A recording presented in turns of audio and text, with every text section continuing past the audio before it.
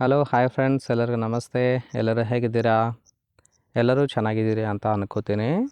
So ಇವತ್ತಿನ profile ನೋಡೋಕ್ಕಿಂತ ಮುಂಚೆ ಯಾರೆಲ್ಲ ಚಾನಲ್ಗೆ ಹೊಸ ಬಂದಿದ್ದೀರಿ ಪಟ ಅಂತ ಸಬ್ಸ್ಕ್ರೈಬ್ ಮಾಡ್ಕೊಳ್ಳಿ. ಸೊ ಪ್ರೊಫೈಲ್ ನೋಡೋದಾದರೆ ಇವರ ಹೆಸರು ಮಮತಾ ಅಂತೇಳ್ಬಿಟ್ಟು, ವಯಸ್ಸು 40 ವರ್ಷ ಕಂಪ್ಲೀಟ್ ಆಗಿದೆ. ಕೆಲಸ ಪ್ರೈವೇಟ್ ಸ್ಕೂಲಲ್ಲಿ ಟೀಚರಾಗಿ ಕೆಲಸವನ್ನು ಮಾಡ್ತಾ ಇರೋದು. ಸಂಬಳ ಪ್ರತಿ ತಿಂಗಳು 18,000 ಸಿಗುತ್ತೆ.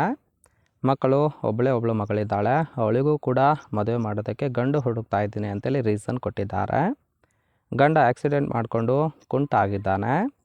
ಸಮಸ್ಯೆ ಗಂಡನಿಗೆ ಕಾಲೆತ್ತಿ ಚೆನ್ನಾಗಿ ಮಾಡೋದಕ್ಕೆ ಆಗ್ತಾಯಿಲ್ಲ ಅಂತೇಳಿ ಅದೆಷ್ಟೇ ಇವರಿಗೆ ಸಂಬಂಧಿಸಿದ ಬಯೋಡೇಟಾವನ್ನು ಶೇರ್ ಮಾಡ್ಕೊಂಡಿರೋದು. ಹಾಗೆ ಇವರ ಬಳಿ ಇರೋ ಹೋಂಡಾ ಬ್ರಿಯೋ ಕಾರ್ ಬಗ್ಗೆಯೂ ಕೂಡ ಫುಲ್ ರಿವ್ಯೂವನ್ನು ಕೊಟ್ಟಿದ್ದಾರೆ. ಇದರ ಡೀಟೇಲ್ಸು ಕೊನೆಯಲ್ಲಿ ಕೊಡ್ತೀನಿ, ಹಾಗಾಗಿ ಎಲ್ಲಿಯೂ ಕೂಡ ಸ್ಕಿಪ್ ಮಾಡದೆ ಕೊನೆ ತನಕ ನೋಡಿ.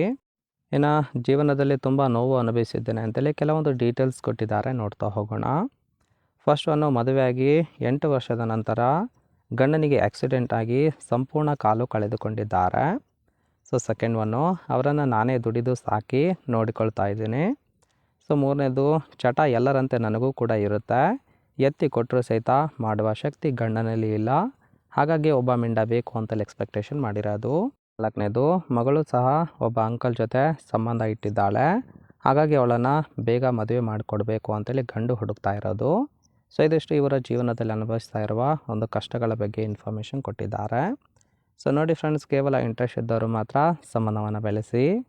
ಆ್ಯಂಡ್ ಈ ಥರ ಗೆಳೆತನ ಸಿಕ್ಕರೆ ಖಂಡಿತವಾಗಿ ಕೆಂಪುದು ಎತ್ತಿ ಕೊಡ್ತೀನಿ ಅಂತೇಳಿ ಸದ್ಯಕ್ಕೆ ಬೇಕಾಗಿರೋ ಗಂಡಿನ ಗುಣಗಳ ಬಗ್ಗೆನೂ ಕೂಡ ಮಾಹಿತಿಯನ್ನು ಕೊಟ್ಟಿದ್ದಾರೆ. ಫಸ್ಟ್ ಒನ್ನು, ಆಲ್ರೆಡಿ ಒಬ್ಬ ಗಂಡ ಇದ್ದಾನೆ, ಆದರೆ 2ನೇ ಗಂಡನಾಗಿ ಬರಬೇಕು ಅಂತೇಳಿ ಹೇಳಿರೋದು. ಸೊ ಏಜ್ ಮ್ಯಾಟರ್ ಆಗೋದಿಲ್ಲ. 2ನೇದು, ಮದುವೆ ಬೇಡ, ಬಯಕೆಗಳನ್ನು ಈಡೇರಿಸಿದರೆ ಸಾಕು ಅಂತೇಳಿ ಎಕ್ಸ್ಪೆಕ್ಟೇಷನ್ ಮಾಡಿದ್ದಾರೆ. 3ನೇದು, ದಿನ ಸ್ಕೂಲ್ ಮುಗಿಸ್ಕೊಂಡು ಬರುವ ಸಮಯದಲ್ಲಿ ಮೀಟ್ ಮಾಡಬೇಕು, ಅಂಥವರು ಇದ್ದರೆ ತುಂಬಾ ಒಳ್ಳೆಯದು ಅಂತೇಳಿ ತಿಳಿಸಿದ್ದಾರೆ.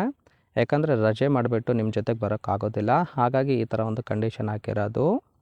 4ನೇದು, ಖರ್ಚಿಗೆ ಕಾಸು ಕೊಡ್ತೀನಿ, ಯಾರಾದರೂ ಇದ್ದರೆ ಕಾಲ್ ಮಾಡಿ ಅಂತೇಳಿ ಇದಿಷ್ಟು ಇವರಿಗೆ ಬೇಕಾಗಿರೋ ಗಂಡಿನ ಗುಣಗಳ ಬಗ್ಗೆ ಮಾಹಿತಿಯನ್ನು ಕೊಟ್ಟಿರೋದು.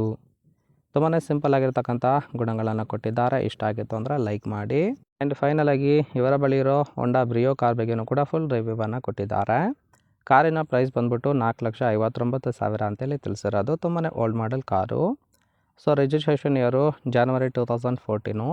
ಇನ್ಸೂರೆನ್ಸ್ ಕನ್ಫರೆನ್ಸ್ ಆಗಿದೆ. ಫ್ಯೂಯಲ್ ಟೈಪ್ ಮಾತ್ರ ಪೆಟ್ರೋಲ್ ಸಪೋರ್ಟ್ ಕೊಡುವಂಥದ್ದು. ಸೀಟಿಂಗ್ ಕೆಪಾಸಿಟಿ 5 ಜನ ಕಂಫರ್ಟಬಲ್ ಆಗಿ ಕೂತ್ಕೊಳ್ಬೋದು. ಕಿಲೋಮೀಟರ್ ಡ್ರೈವನ್ನು 63,500 ಕಿಲೋಮೀಟರ್ ರನ್ ಆಗಿದೆ. RTO ಬೆಂಗಳೂರು. ಓನರ್ಶಿಪ್ ಮಾತ್ರ ಫಸ್ಟ್ ಓನರ್ ಆಗಿರೋದು. ಇಂಜಿನ್ ಡಿಸ್ಪ್ಲೇಸ್ಮೆಂಟು 1198 cc ಅಂತೇಳಿ ಮಾಹಿತಿಯನ್ನು ಕೊಟ್ಟಿದ್ದಾರೆ. ರೈಟ್ ಸೈಡ್ ಕೂಡ ನೋಡ್ತಾ ಇರ್ಬೋದು, ಇನ್ನರ್ ಲುಕ್ ಆಗಿರುತ್ತೆ, ಚೆನ್ನಾಗಿ ಮೇಂಟೈನ್ ಮಾಡಿರೋದು. ಸೊ ಈ ಒಂದು ಪ್ರೊಫೈಲ್ ಇಷ್ಟ ಆಯಿತು ಅಂದ್ರೆ ಲೈಕ್ ಮಾಡಿ, ಹಾಗೆ ನಿಮ್ಮ ಅಭಿಪ್ರಾಯವನ್ನು ಕಮೆಂಟ್ ಮೂಲಕ ತಿಳಿಸಿ. ಓಕೆ.